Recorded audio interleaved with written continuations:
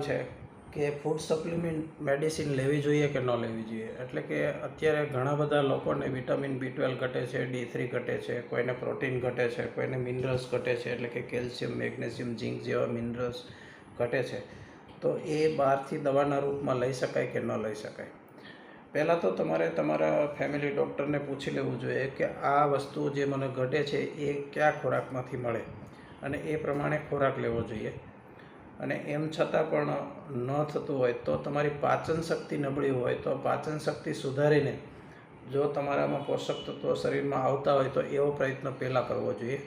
આમ છતાં ખૂબ જ વિટામિનની ઉણપ હોય ને ઉણપને હિસાબે બીજી અનેક સમસ્યાઓ સર્જાતી હોય તો ફૂડ સપ્લિમેન્ટ લઈ શકાય.